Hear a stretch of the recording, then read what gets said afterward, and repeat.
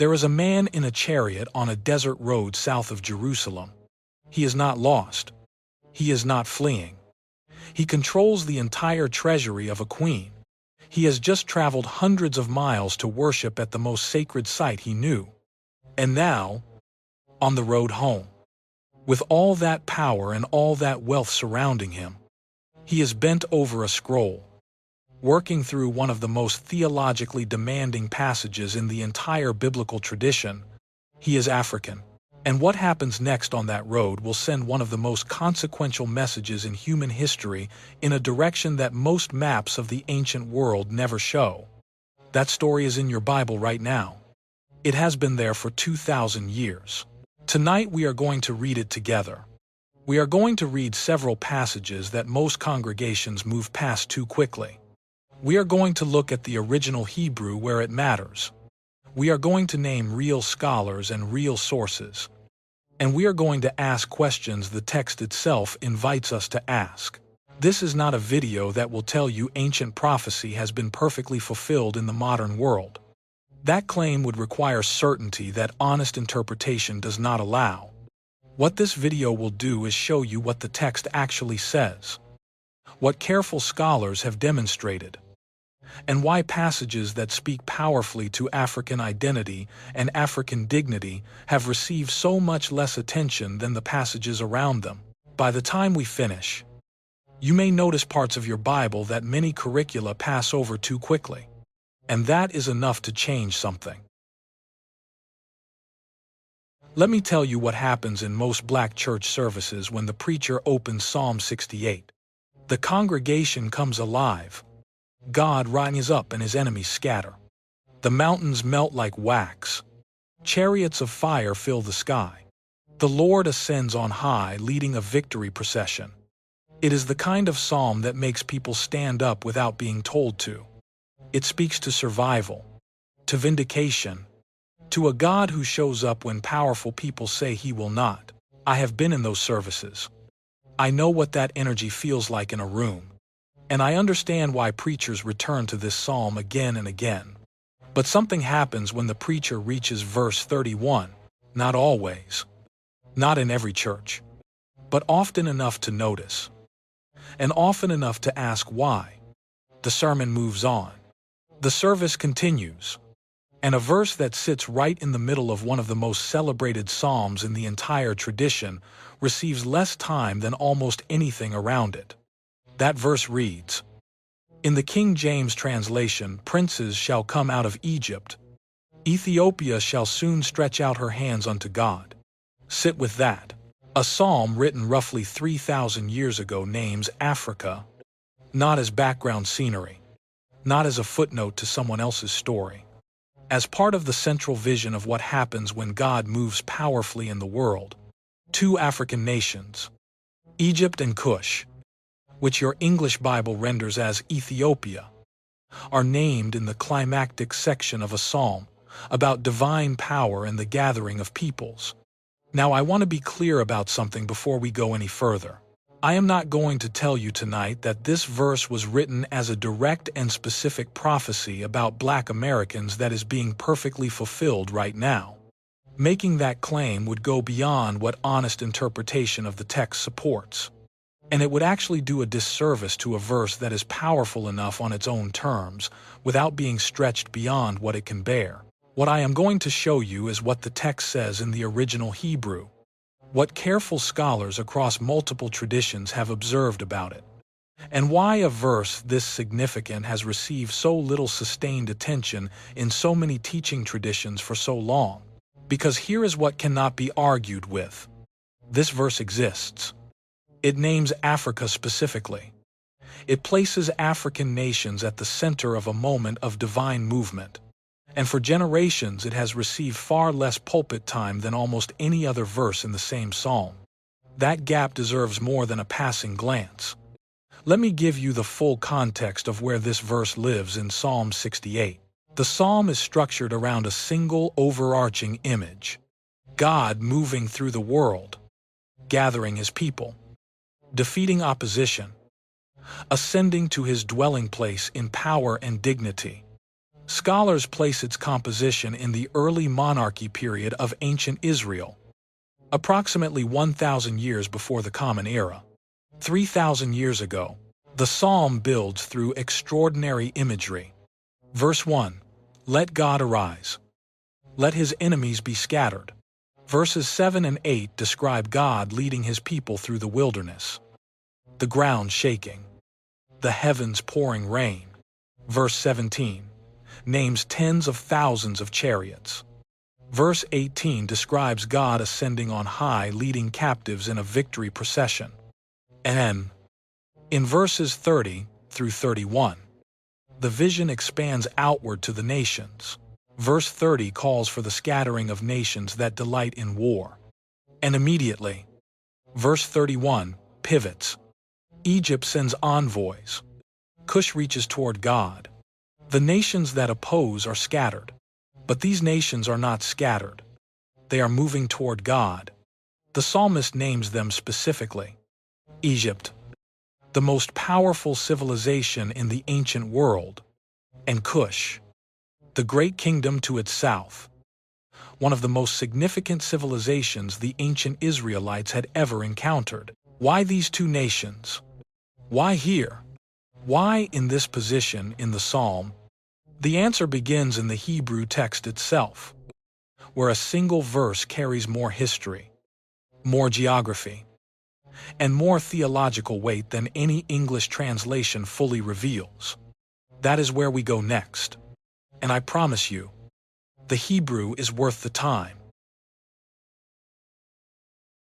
Let me show you something most people who have sat in church their entire lives have never seen. The Hebrew text of Psalm 68 verse 31 reads, Yetayu, Chashmana, Mimitzrayim, Cush Taritz Yadav Le Elohim. 5 words in the second line. And every single one of them is doing something the English translation does not fully show. Let me walk through them one by one. The first word of the second line is Cush, not Ethiopia.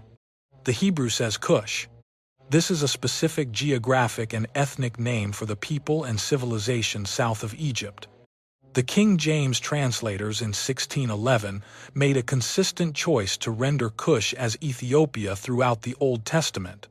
That choice was not geographically wrong, because Cush and ancient Ethiopia overlapped significantly in the ancient world, but it removed the specific Hebrew name from the English reader's experience.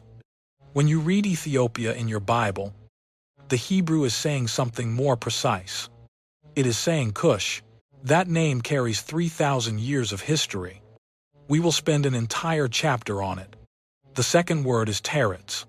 This is the verb that drives the entire line. And this is where the text becomes most alive. The root of teretz is the Hebrew verb rutz, meaning to run or to hasten. The form teretz is third-person feminine singular, qual imperfect, with Cush as the subject. The most direct reading of this verb in this context is Cush hastens her hands, or Cush causes her hands to run toward God. The Hebrew Old Testament Text Project, a multi-denominational scholarly initiative focused on textual analysis of difficult Hebrew passages, describes this verb as conveying urgency of movement, with the additional possibility, based on Akkadian language parallels, of meaning to extend the hands in prayer or offering. The image is not passive, not reluctant, not slow. It is a people moving toward God with everything they have. Now here is the grammatical detail that changes how you understand the timing of this verse. Teretz is in the imperfect aspect of biblical Hebrew. And in biblical Hebrew, the imperfect aspect does not function the way simple future tense works in English. It describes action that is ongoing, continuous, or repeated across time. It can point toward the future, but it refuses to be limited to a single completed moment. Bruce K. Waltke and M. O'Connor, in their foundational reference work, An Introduction to Biblical Hebrew Syntax, published by Eisenbrauns, describe the imperfect aspect as expressing a situation viewed from the inside. as ongoing or incomplete rather than as a completed event seen from the outside. Their analysis helps explain why translators across centuries have struggled to fully capture this verb. The King James says shall soon stretch out. The English Standard Version says hastens to stretch out. The New International Version says will submit herself.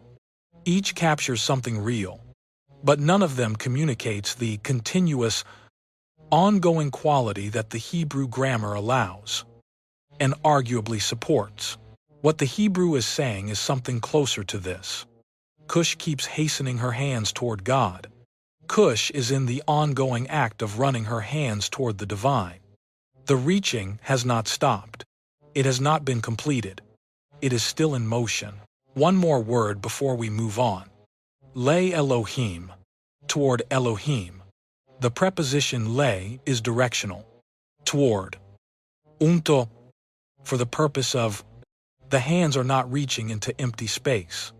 They have a target, and that target is Elohim, the name for God appearing in contexts that emphasize God as the creator and sovereign of all things. The God of universal scope. Cush, hastening, hands, toward the God of all creation. Continuously, in the ongoing present. That is what the Hebrew says. And there is a meaningful difference between that and Ethiopia shall soon stretch out her hands unto God. The first time I sat with this verb in its original form, something settled in me that I had not known was unsettled. Not because the theology changed, because the posture changed. From a people waiting to be included to a people already in motion, already reaching, already running their hands toward God before anyone told them it was time. Now we need to understand who this people was. Because until you know the weight of the name Cush, the verse has not fully landed yet. The name Cush appears 30 times in the Hebrew Bible. 30. That is not a marginal presence. That is a name woven through multiple books, multiple genres, multiple centuries of composition, and every time it appears, it carries the same dual meaning, a people and a place. Let us start with the place. In the ancient Near Eastern world, Cush referred to the region immediately south of Egypt, the land where the Nile bends and divides, the land that ancient Egypt called the land of the bow, recognizing the extraordinary military skill of the people there. In modern geography, this region corresponds roughly to Sudan, Eritrea, and the northern reaches of what we now call Ethiopia.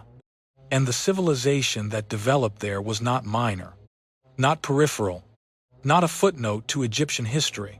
Around 715 years before the Common Era, the Cushite king Piye conquered Egypt and established what historians call the 25th dynasty, the Cushite dynasty. For somewhere between 60 and 90 years, depending on the specific date scholars use, the rulers of the most powerful civilization in the ancient world were Cushite kings from the land south of Egypt. Derek Welsby, in his work The Kingdom of Kush, published by British Museum Press, provides one of the most comprehensive scholarly treatments of this dynasty and the civilization that produced it. This is documented history. Egyptian inscriptions, Assyrian records, the archaeological record, not disputed. The Kingdom of Kush, at Meroe, which rose to prominence after the Cushite dynasty in Egypt ended, continued as a major regional power for centuries. Its pyramids still stand in modern Sudan. Its iron-working technology was advanced for its era. Its trade networks extended across a vast region. This is who the psalmist was naming in Psalm 68, verse 31, not a vague, distant people on the margins of the ancient world, one of the most recognized, powerful, and historically significant civilizations that ancient Israel had ever encountered. Now, let me trace how the name functions across the biblical text, because the pattern that emerges matters for everything we are examining tonight. Genesis chapter 10 places Cush among the sons of Ham, grandson of Noah. His brothers include Mizraim, the Hebrew name for Egypt. This establishes Cush as one of the named ancestors of a significant portion of humanity as ancient Israelites understood the world. I need to be precise here because this is where some teachers overreach, and we are not going to do that. The curse in Genesis chapter 9 is directed at Canaan, a completely different figure. Not Ham, not Cush.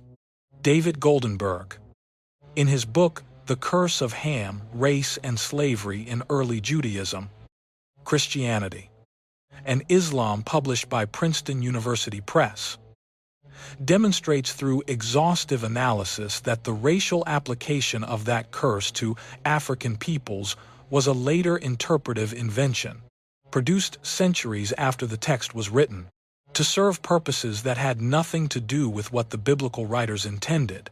That is the scholarly consensus. And it matters. Numbers chapter 12. Moses has a Cushite wife. Miriam and Aaron speak against Moses because of her Cushite identity. The text repeats her identity twice in the first verse. In Hebrew literary practice, repetition signals emphasis. God responds to the conflict directly. And the divine response does not turn toward the Cushite woman. It turns toward the people who raise the challenge. She is not corrected, not questioned, not diminished in any way. Jeremiah chapter 38. A man named Ebed-Melech, identified in the Hebrew as a Cushite, saves the prophet Jeremiah from a cistern where he is dying. God responds with a personal prophecy of protection delivered specifically to this man.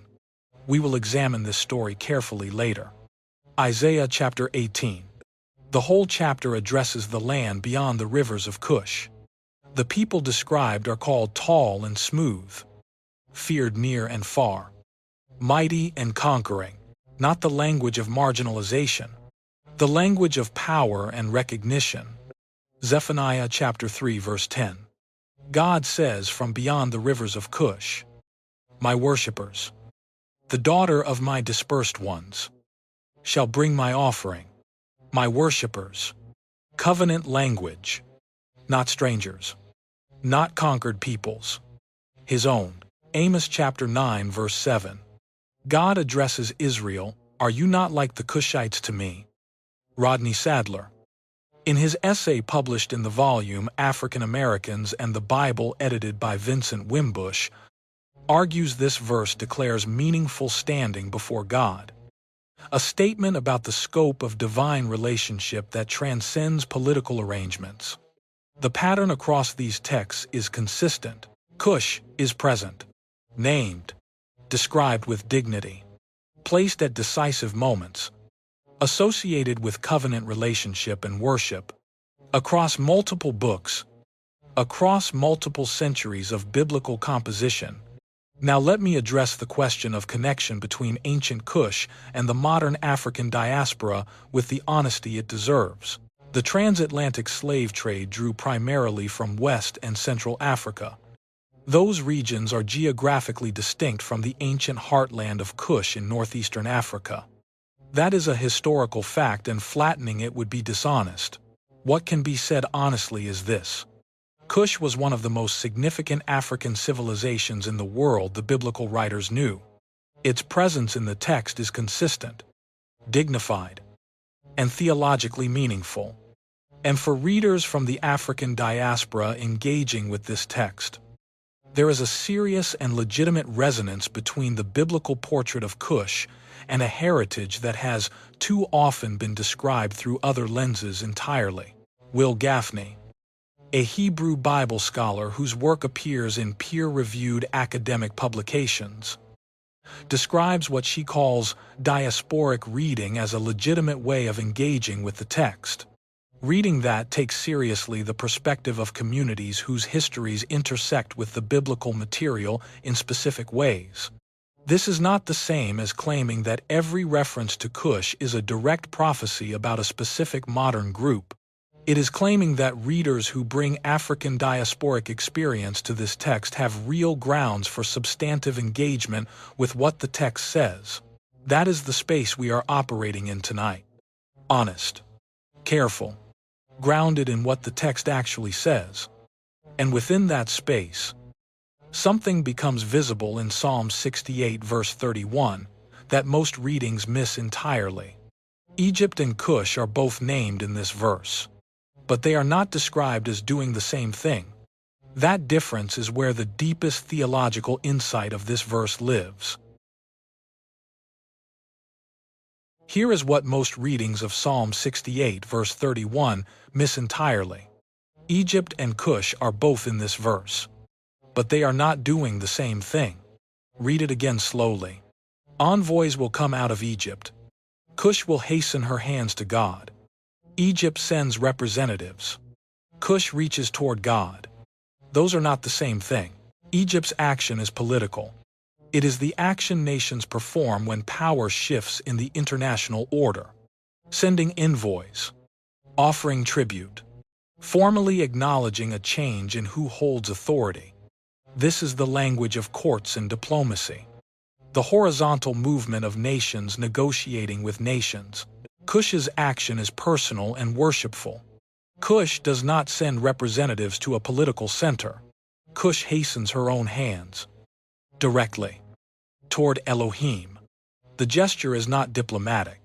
It is covenantal, the most intimate posture available in the Hebrew imagination. Direct, urgent, personal movement toward God. And the difference between those two actions is not incidental.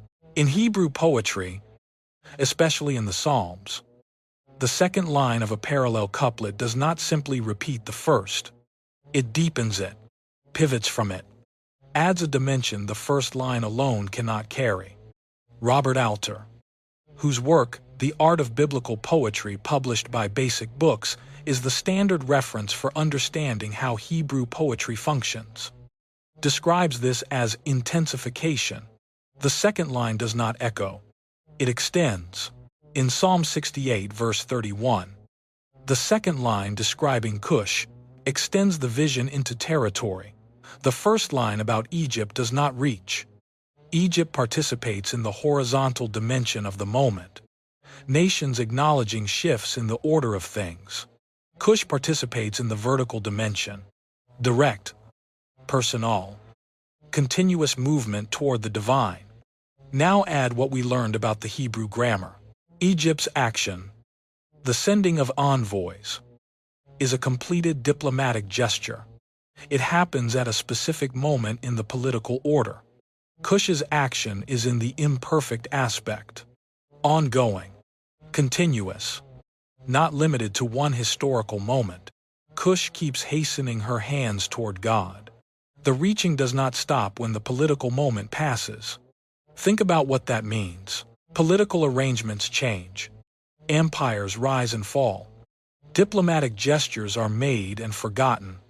But a people whose characteristic posture is continuous, urgent, personal movement toward God, that posture persists across political arrangements.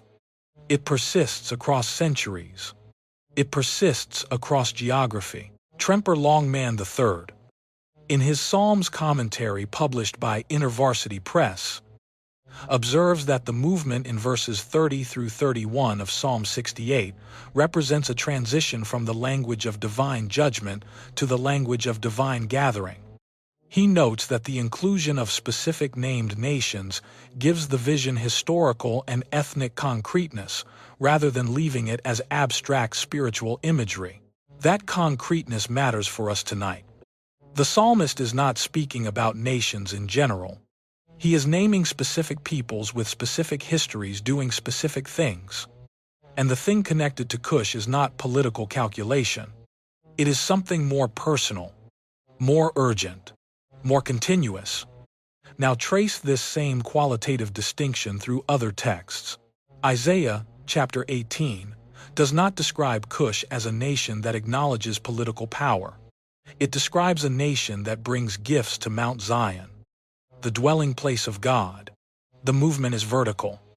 toward the divine, not horizontal toward a political center.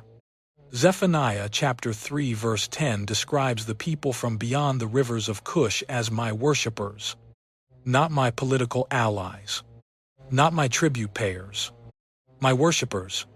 The defining characteristic is direct relationship with God.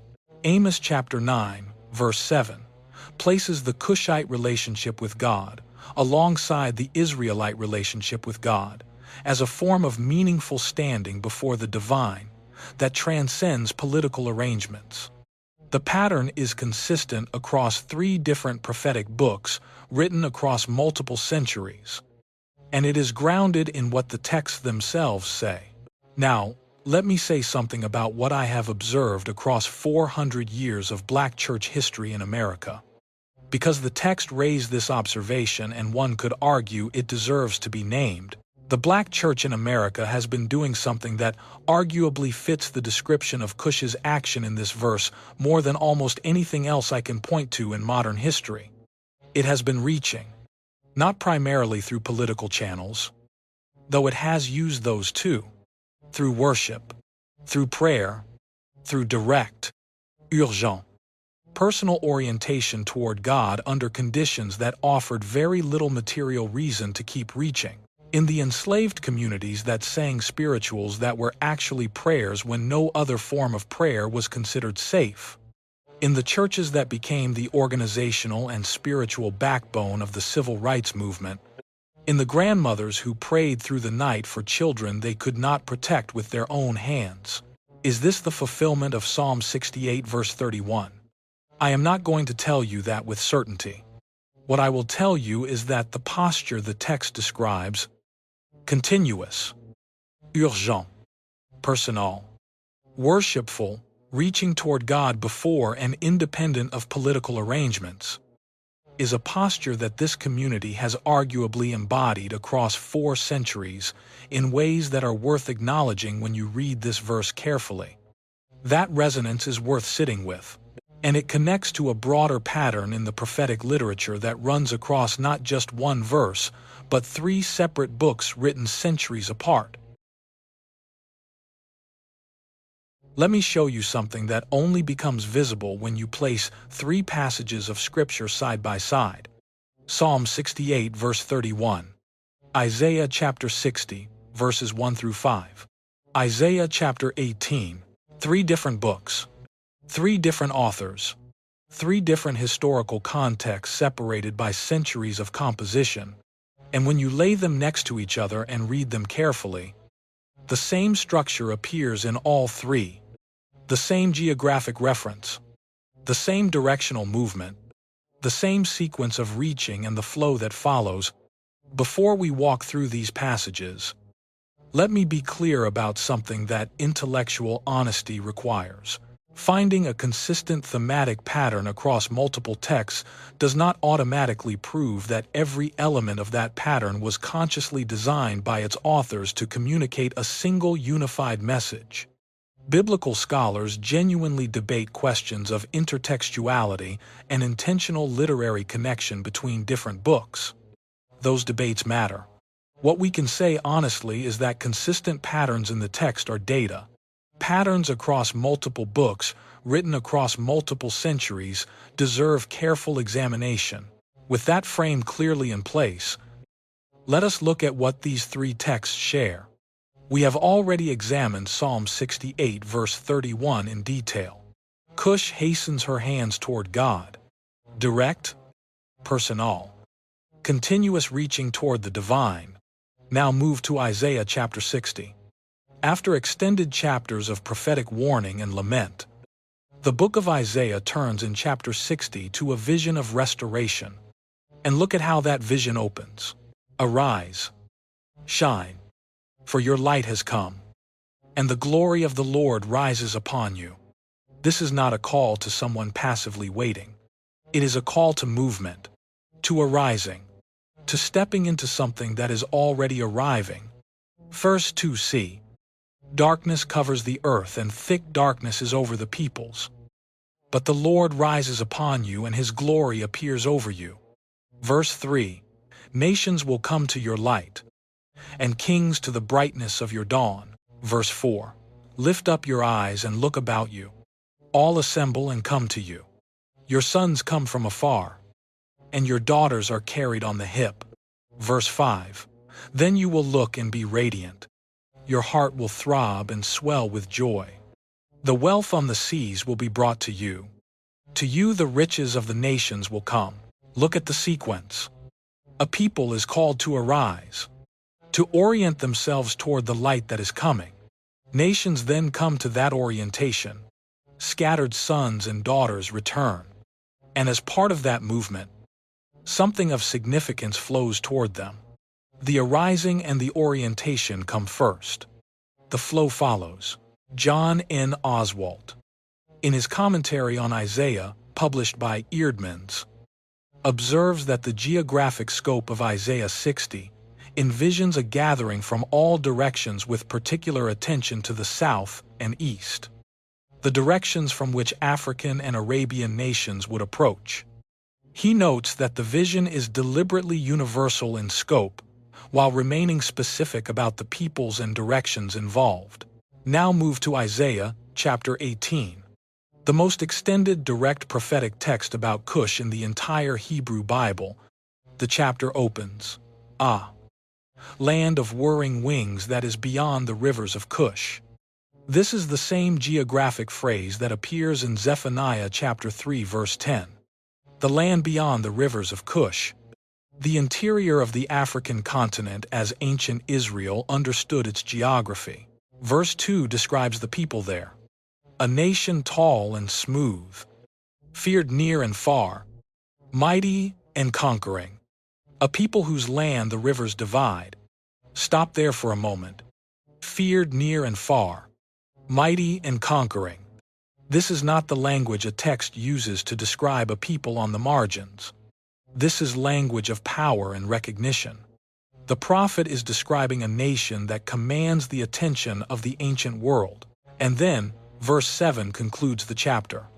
At that time gifts will be brought to the Lord of hosts from a people tall and smooth, from a people feared near and far, a nation mighty and conquering, whose land the rivers divide, to Mount Zion, the place of the name of the Lord of hosts, this powerful, feared, conquering people from beyond, not as a conquered nation delivering tribute under compulsion, as a mighty people bringing gifts to the place of the divine name.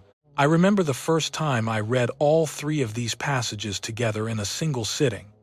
Something about seeing the same movement described three different ways, in three different books, by three different voices across centuries, made it feel less like a coincidence and more like a consistent witness.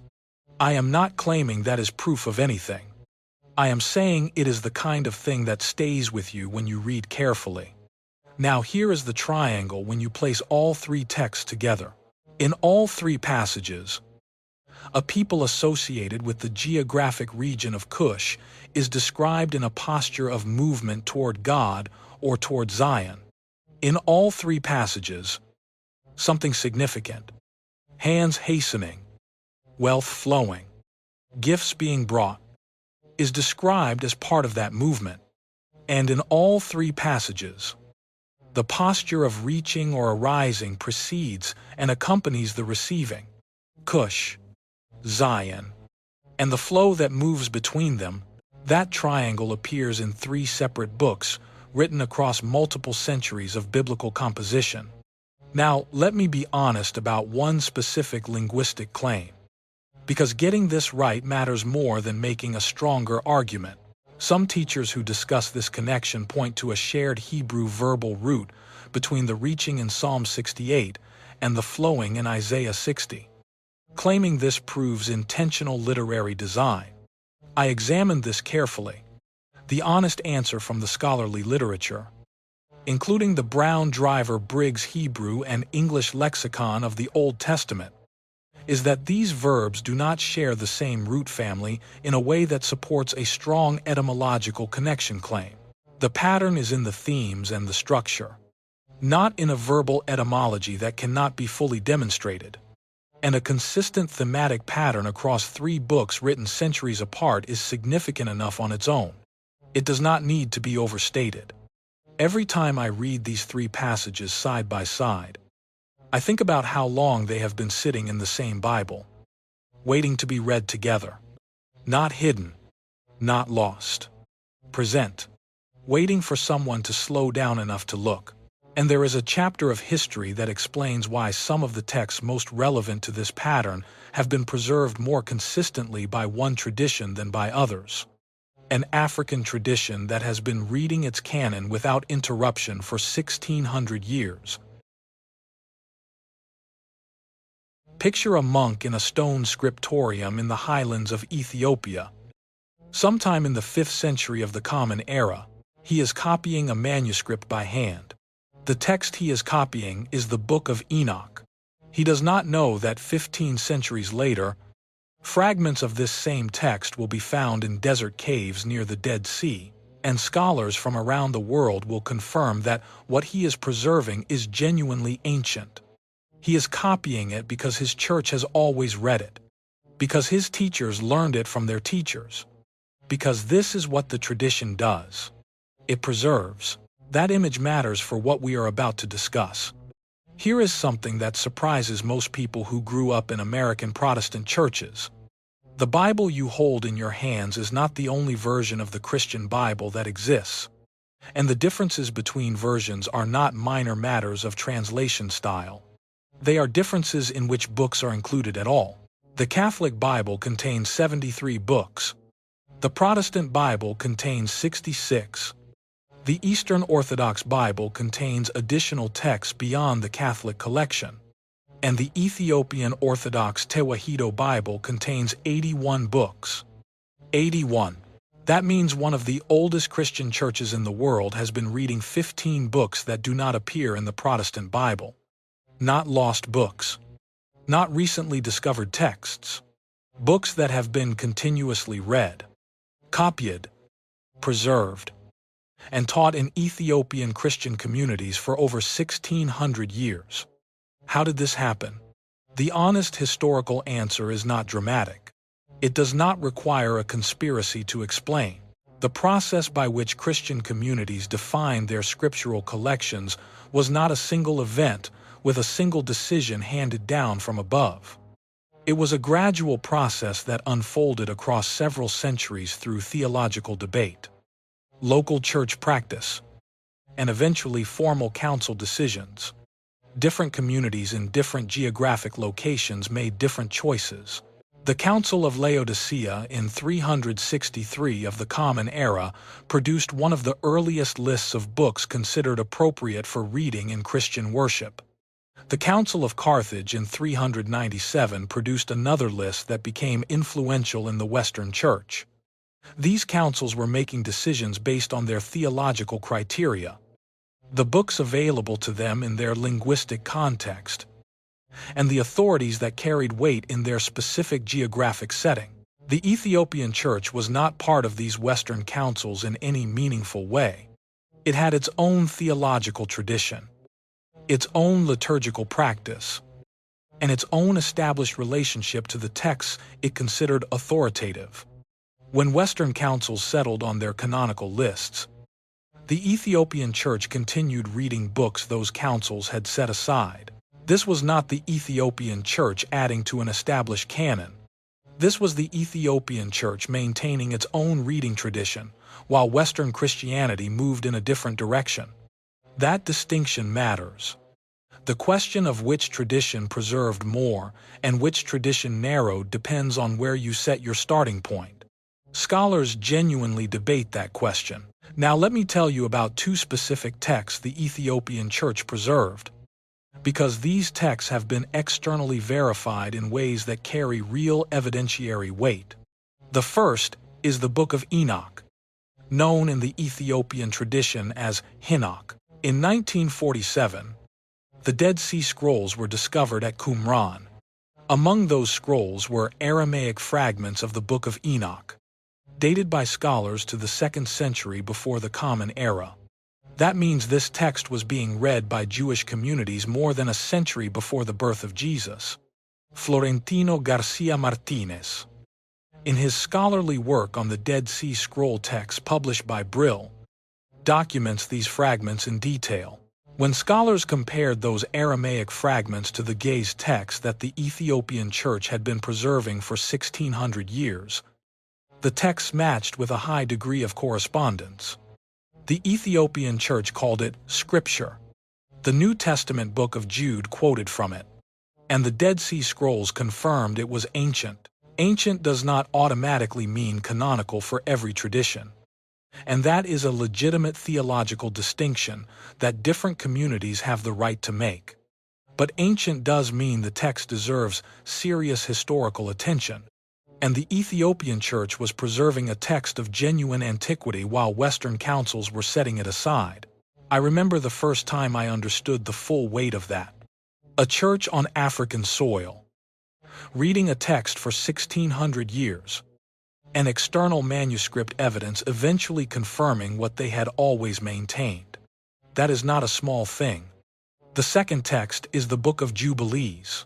Fragments of Jubilees were also among the Dead Sea Scrolls, confirming that it was widely read in Jewish communities in the centuries before and during the emergence of Christianity. James Vanderkam, whose scholarly edition and study of Jubilees is the standard academic reference published by Peters, confirms both its antiquity and its significance for understanding early Jewish interpretation of Genesis. The Ethiopian church preserved it. The Dead Sea Scrolls confirmed it was ancient. Now let me be precise about one important qualification. There are texts within the broader Ethiopian canonical tradition that have not been externally verified through sources like the Dead Sea Scrolls. For those texts, the scholarly community appropriately exercises more caution. This video does not claim that every book in the Ethiopian canon has the same level of external manuscript support as Enoch and Jubilees. What can be said is that, for these two specific texts, the external evidence is strong and documented. David Braca, in his work on canon formation published by Harvard University Press, observes that the process of defining the canon was deeply intertwined with questions of ecclesiastical authority and geographic influence. Communities at the edges of institutional influence maintained reading traditions that sometimes diverged significantly from the lists Western authorities endorsed. The Ethiopian church was at that geographic edge, and what it preserved, in at least two significant cases, external manuscript evidence later confirmed as genuinely ancient. Now let me say something that does not get said enough in Western Christian education. The Ethiopian Orthodox Tewahedo Church is one of the oldest continuously operating Christian institutions in the world. It has maintained unbroken institutional existence for over 1600 years. It developed its own liturgy in the ancient Ge'ez language. It built its theological identity independently of European Christianity. It preserved texts that external evidence confirmed as ancient. And it has been doing all of this on African soil the entire time. That is not a footnote in church history. That is one of the most significant stories in the entire history of the Christian tradition. And it connects directly to the question of what has been happening in the world in recent decades. Not as prophecy being definitively fulfilled, but as a pattern of movement that a careful reader is entitled to notice and examine honestly. Let me be very clear about what this chapter is before we begin. This chapter is not going to tell you that specific current events are the definitive fulfillment of biblical prophecy. Making that claim would require a level of certainty that honest interpretation does not allow. History is full of teachers who confidently identified their own moment as the perfect fulfillment of ancient predictions, only for history to move in ways they did not anticipate. What this chapter will do is examine documented historical and economic developments and note, honestly and carefully, where they resonate as historical echoes of the biblical pattern we have been tracing, not as proof, not as fulfillment, as observations that a thoughtful reader is entitled to make while remaining appropriately humble about what they mean. The distinction between proof and historical echo is not a small one. Proof closes the conversation. Honest resonance opens it. With that frame clearly in place, start with 1960. In 1960 alone, 17 African nations gained independence from colonial rule. 17 in a single calendar year. Cameroon, Togo, Mali, Senegal, Madagascar, the Democratic Republic of Congo, Somalia, Benin, Niger, Burkina Faso, Ivory Coast, Chad, the Central African Republic, the Republic of Congo, Gabon, Nigeria, and Mauritania. Martin Meredith, in his comprehensive history of post-colonial Africa, The Fate of Africa, published by Public Affairs, describes the 1960s as a period of transformation without precedent in the recorded history of the continent. The speed of this change was not evolutionary. It was a compression of historical movement into a period that caught even the colonial powers off guard. And it was happening at the same moment that the civil rights movement in the United States was reaching its peak. This parallel was not lost on the people living through both. Martin Luther King corresponded with African independence leaders.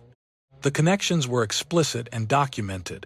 What was the civil rights movement at its core? It was led by the Black church, rooted in Scripture, drawing its moral authority from the biblical tradition. The sermons preached from those pulpits invoked Exodus and the prophets. The freedom songs were biblical songs. The marches were acts of worship as much as acts of protest. A people reaching toward God while the political order around them was shifting. The resonance with the posture described in Psalm 68 verse 31 is worth acknowledging, not as proof, as honest historical echo. Now, let me look at more recent developments. While maintaining the same careful tone throughout, in 2024, the BRICS Economic Alliance formally expanded its membership. Among the nations invited to join were Egypt and Ethiopia. The same two nations named together in Psalm 68 verse 31 appeared together in a significant 21st century geopolitical development. I want to be precise about what this means and what it does not mean. Nations join economic alliances for reasons of trade, political positioning, and national interest. Egypt and Ethiopia joining BRICS is not a supernatural event. Correlation between an ancient text and a modern political development is not the same as causation or prophetic fulfillment. What it is the kind of coincidence that a careful reader is entitled to notice, without overclaiming what it means. According to data from BRICS summit reports and World Economic Forum analysis, BRICS nations as of 2025 represent approximately 50% of the world's population and a growing share of global GDP. The African Continental Free Trade Area, AFCFTA, has been ratified by 48 of the 55 African Union member states as of 2025. According to the World Bank report, the African Continental Free Trade Area Economic and Distributional Effects published in 2022, full implementation could increase Africa's total income by up to $450 billion by 2035. Africa controls approximately 30% of the world's critical mineral reserves, according to figures from the International Energy Agency. The Democratic Republic of Congo supplies approximately 70% of the world's cobalt as of 2025, essential for electric vehicle batteries and renewable energy storage. According to the United Nations World Population Prospects Report from 2022, Africa has the youngest median population age of any continent, approximately 19 years old, with more than 60% of its population under 25.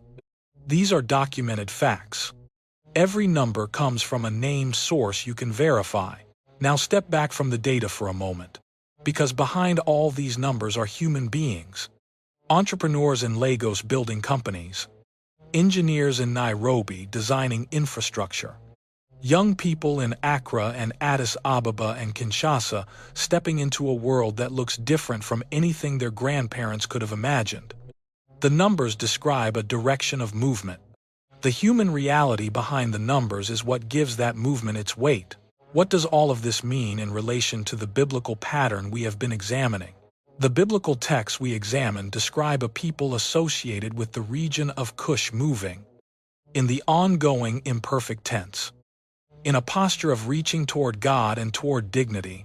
The historical developments I have just described represent a real shift in the direction of agency and self-determination, not a completed transformation, not a definitive fulfillment, but a movement that resonates as historical echo with the direction the text describes. A careful reader can acknowledge that resonance without claiming certainty they do not have, and refusing to acknowledge it at all would be its own kind of intellectual dishonesty. Finally, there is something happening within the African diaspora specifically. Over the last decade, there has been a documented surge of interest among Black Americans and diaspora communities in African history, in biblical identity, in understanding the theological heritage that exists outside the channel through which faith was transmitted during the era of slavery. People are studying Hebrew. People are learning about the Ethiopian Orthodox Church. People are reading Will Gaffney and Rodney Sadler and Randall Bailey. Scholars who have spent careers demonstrating the African presence in the biblical text.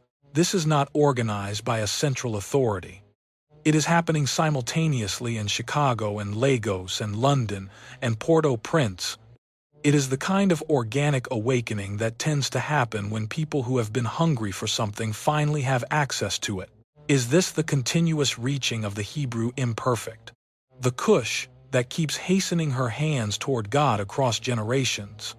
I offer that as a question worth sitting with honestly, not as a declaration. As an observation about a posture the text describes and a community that has been embodying it for a very long time. And there is one more story we need to read. Not at the level of nations or centuries. At the level of a single man on a desert road, reading, seeking, and carrying what he found all the way home. There is a map that most American Christians received somewhere in their religious education.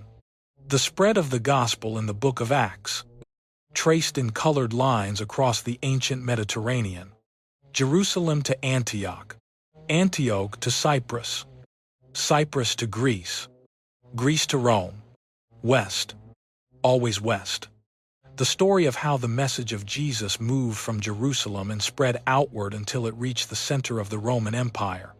That map is accurate as far as it goes, but it is missing a direction, and the direction it is missing appears in Acts chapter 8. Before any of those westward journeys begin, before Paul's first missionary trip, before the gospel reaches Greece, before it reaches Rome, south. Let me walk through this passage the way Luke wrote it. Because Luke was one of the most intentional writers in the New Testament, and every detail he included was included for a reason. Acts chapter 8, verse 26. An angel of the Lord spoke to Philip, "Rise and go toward the south, to the road that goes down from Jerusalem to Gaza." This is a desert road. A desert road, not a major trade route. A quiet, specific stretch of road heading south. The angel is sending Philip to a precise location for a precise encounter. Verse 27. And he rose and went. And there was an Ethiopian, Eunuch, a court official of Candace, queen of the Ethiopians, who was in charge of all her treasure. He had come to Jerusalem to worship. One sentence. 6 pieces of information. Every single one matters. Ethiopian. The Greek word is Ethiops. In the ancient Greek world, this referred specifically to people from the region south of Egypt, the land the Hebrew Bible calls Cush. Luke's original audience would have recognized this geographic reference immediately. Eunuch, a position of extraordinary trust in the ancient world. Eunuchs were placed in positions close to power, precisely because their social circumstances made them entirely dependent on their patron. A eunuch in the royal court was not a minor official, court official of Candace, Queen of the Ethiopians. It is worth noting here that Candace is not a personal name in this context. It is a royal title, the designation for the Queen Mother in the ancient Cushite political system. Frank Snowden. In his work Blacks in Antiquity Ethiopians in the Greco-Roman Experience published by Harvard University Press, and Stanley Burstein in his scholarly work on the ancient Cushite kingdom both document this usage. This man serves at the highest levels of a significant African political institution, who was in charge of all her treasure. He controls the entire royal treasury. He is the chief financial officer of a kingdom. He had come to Jerusalem to worship, not for trade, not for diplomacy. He traveled hundreds of miles specifically to seek God. With all his wealth and all his authority, he was hungry for something that money and position could not provide. Hold all of that together. This is not a humble seeker on the margins of the story. This is one of the most powerful and accomplished individuals Luke describes anywhere in the book of Acts. He controls a national treasury. He serves a queen. He has made an enormous journey at considerable personal cost specifically for the purpose of worship. And he is African. Verse 28. He was returning, seated in his chariot. And he was reading the prophet Isaiah. He is not resting on the journey home. He is reading. And he is not reading something simple. He is working through Isaiah, chapter 53. The suffering servant passage. One of the most theologically demanding and interpretively contested texts in the entire Hebrew Bible. Scholars have debated its meaning for centuries. This man is engaging with it on his own initiative. On a desert road, in a moving chariot, on the way home from a pilgrimage. This is not a man who knows nothing about God. This is a man who has been seeking God seriously enough to travel hundreds of miles to worship and who is still seeking, still working through the hardest texts. On the return journey. Verse 29. The Spirit said to Philip, "Go over and join this chariot." Verse 30. Philip ran to him and heard him reading Isaiah and asked, "Do you understand what you are reading?" Verse 31. He said, "How can I, unless someone guides me?" And he invited Philip to come up and sit with him. Notice what is happening. Philip does not approach a man who has been waiting in ignorance for someone to bring him news about a God he has never heard of. Philip approaches a man who is already reading Scripture, who already recognizes his need for deeper understanding, and who is humble and hungry enough to invite a stranger into his chariot for the conversation. The gospel did not come to this man as news about a foreign God. It came as the answer to questions he was already asking. From inside the text he was already reading. Verses 32 through 35. He is reading Isaiah, chapter 53. The suffering servant prophecy. He asks Philip about whom does the prophet say this. Philip begins with that scripture and tells him the good news about Jesus. He does not start from scratch. He starts where the man already is. Verse 36. As they traveled, they came to some water. The eunuch said, "See, here is water. What prevents me from being baptized?" That question carries more weight than it might initially appear. In the ancient world, there were social and religious categories that could prevent someone from full participation in a religious community. A eunuch occupied a complicated position in ancient Israelite law. This man may have been asking a theological question as much as a logistical one. Is there something about who I am that puts the fullness of this relationship beyond my reach? Philip's response does not catalog restrictions. It asks about the condition of his heart. Verse 38. He commanded the chariot to stop. They both went down into the water. Philip baptized him. Verse 39.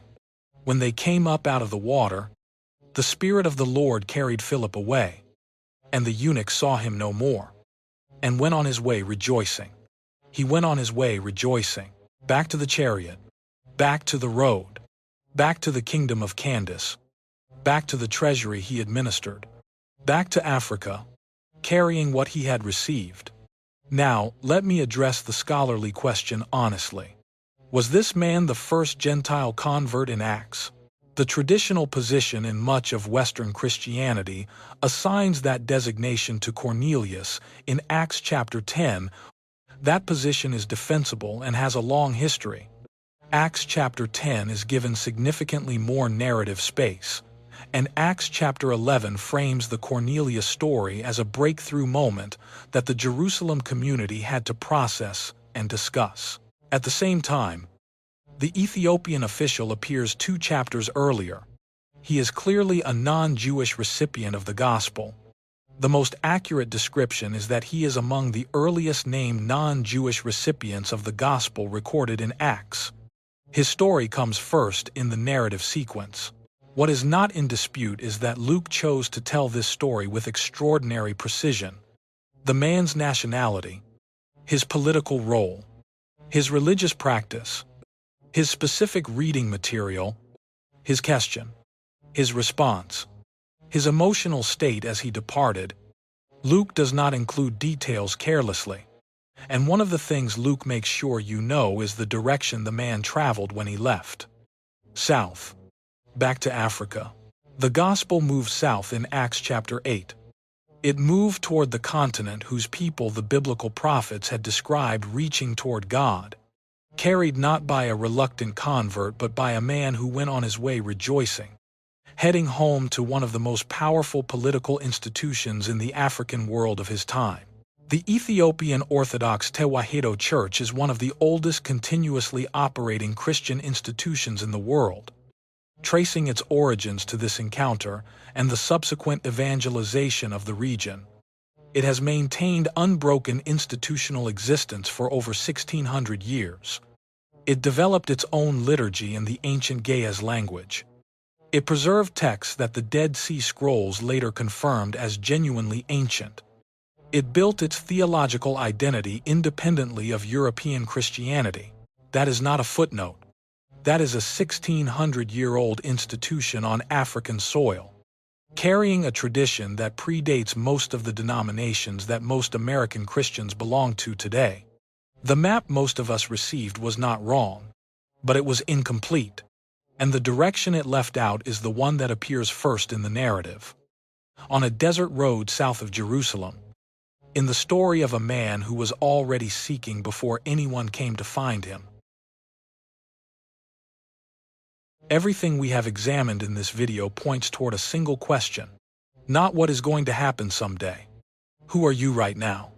Because there are 2 ways to read Psalm 68 verse 31, and the way you read it shapes more than your theological position. It shapes your posture, your sense of agency, your relationship to your own history and your own faith. The first way is to read it as prediction. Ethiopia will stretch out her hands. Someday, when conditions are right, when the people have done what they need to do to qualify, under this reading, you are waiting. You are the object of a future action that has not yet arrived. The second way is to read it as description, not primarily a future event, a present reality, a description of what this people does in their fundamental orientation toward God. Cush keeps hastening her hands toward God. In the imperfect aspect, ongoing, continuous, not limited to one historical moment, the Hebrew grammar allows, and arguably supports, the second reading, and the historical record does too, because the hands have been stretched out for 400 years in the diaspora, under conditions that offered very little material reason to keep reaching. The reaching kept happening. In the communities that sang spirituals that were actually prayers when no other form of prayer was permitted, in the churches that became the organizational and spiritual backbone of the civil rights movement, in the mothers and grandmothers who prayed through the night for children they could not protect with their own hands. I have sat in rooms with that kind of praying. Maybe you have too. Maybe you were raised by someone who prayed like that. And if you have ever been in that room, if you have ever heard that particular quality of faith in a voice that has every reason to stop reaching and keeps reaching anyway, you know exactly what the Hebrew imperfect is describing. Not a future event.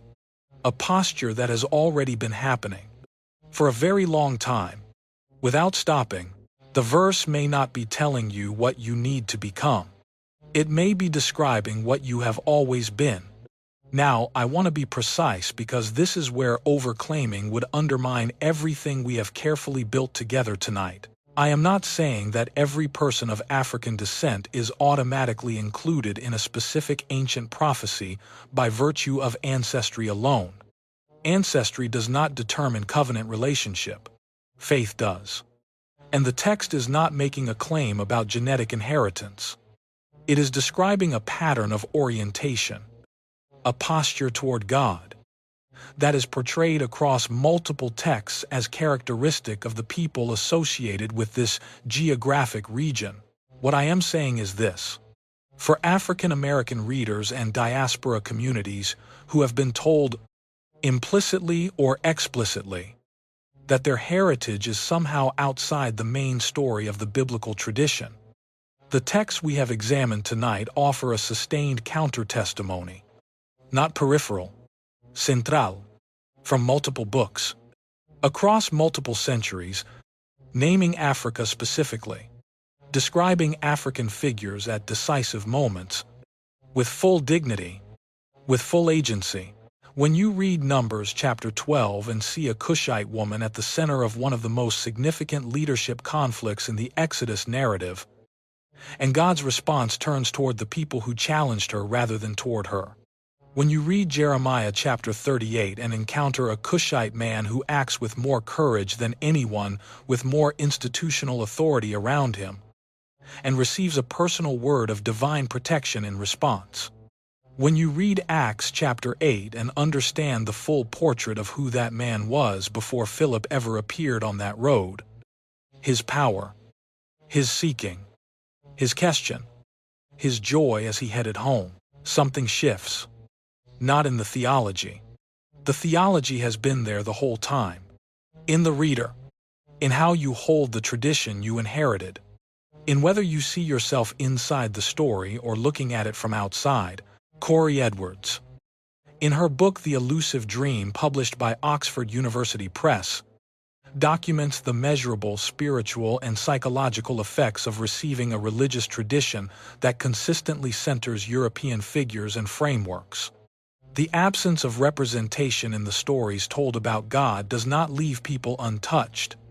It shapes spiritual confidence, sense of belonging, an expectation of what is possible within the framework of faith. What happens when you encounter the full text changes that. You are not outside the story. You never were. The text named Africa at decisive moments across multiple books, and the tradition that preserved the most of those texts has been on African soil for 1,600 years. Now let me say clearly what this identity is not, because the frame matters as much as the content. This is not a claim that one people group is more beloved by God than others.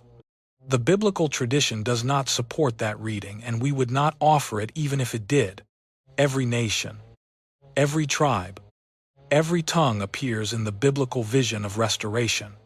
The God described in these texts is the God of all creation, not the deity of any single ethnic group. What this is a recognition that the biblical text has been speaking about Africa, about the people of Kush, about the direction the gospel traveled and who carried it, with more consistency and dignity and specificity than most of us were ever taught. That recognition does not diminish anyone. It completes the picture that was always there. A settled sense of identity changes how you build, how you pray, how you raise your children, how you understand the relationship between your heritage and your faith. The Black church has been reaching toward God for 400 years.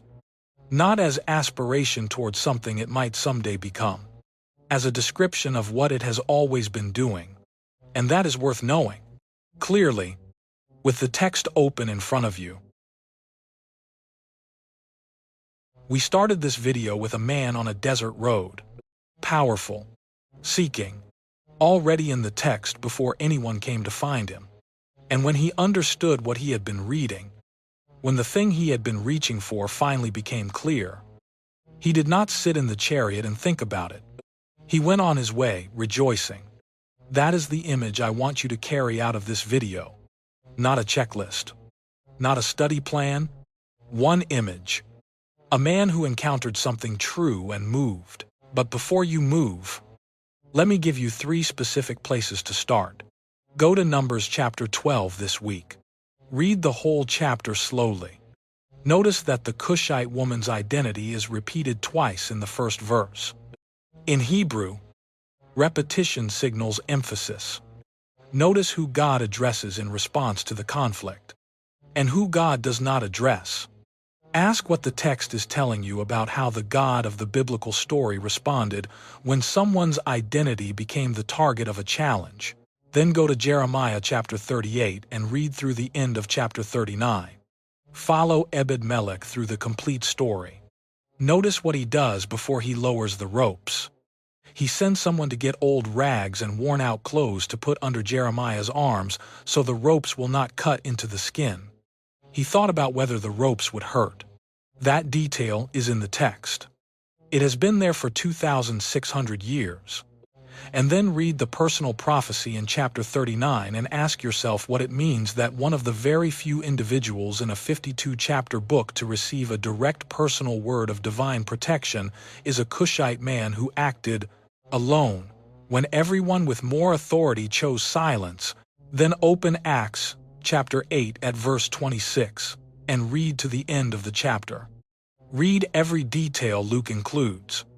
Ask yourself why Luke tells you this man's job title, what he was reading, what question he asked, and what his emotional state was as he departed. Ask what it means that he went on his way rejoicing, heading south, before the Western mission had even begun. 3 passages. 1 week. That is where everything starts to deepen. From there, expand who you read. Will Gaffney at Bright Divinity School. Rodney Sadler's Can a Cushite Change His Skin? Published by T&T Clark International. Randall Bailey's work on African presence in Scripture. These are not fringe voices. They work within the mainstream of academic biblical studies. James Vanderkam on Jubilees. Florentino Garcia Martinez on the Dead Sea Scrolls. Derek Welsby on the Kingdom of Kush. The scholarship exists, and it is accessible. And then do what that man in the chariot did. Take what you found and move with it. Not as argument, as discovery. There is a significant difference between arriving somewhere with a position to defend and arriving with a passage to read together. The first creates debate. The second creates the kind of conversation that changes things slowly and permanently. Tell someone what you found in Jeremiah chapter 38. Ask your pastor about Ebed-Melech.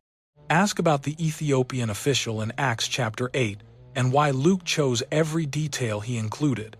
Bring these texts into your community not as a challenge but as what they are. Passages that have been in the Bible the whole time, waiting for someone to slow down and read them carefully. Because here is what I know to be true after everything we have examined tonight. The text held on to these stories. Through every translation, every theological controversy, every generation of teaching that did not give them their full weight, the text held on to Ebed-Melech. It held on to the Cushite woman. It held on to the Ethiopian official going home rejoicing. It held on to Cush, hastening her hands toward God in the continuous, unfinished, still in motion, imperfect tense. The text held on to these stories because they belong to the story, not as additions, not as corrections, as parts of the whole that were always there, and now you have read them. Go on your way rejoicing. Comment below, and tell us which passage landed most powerfully for you tonight. Tell us where you are watching from. Let us see the map of people encountering this material at the same time. In cities and towns across the diaspora and beyond, the story is bigger than the version most of us were handed. You have now read more of it. And what you do with that is up to you. The interpretations offered in this video represent one scholarly and theological approach to biblical texts, rooted in the African American and diasporic Christian tradition. This content is for educational and spiritual exploration. Viewers are encouraged to engage with primary sources and consult multiple scholarly perspectives. This video does not claim that specific current events are the definitive fulfillment of ancient biblical prophecy, and does not assert that any modern people group can be directly and absolutely identified with ancient biblical terminology.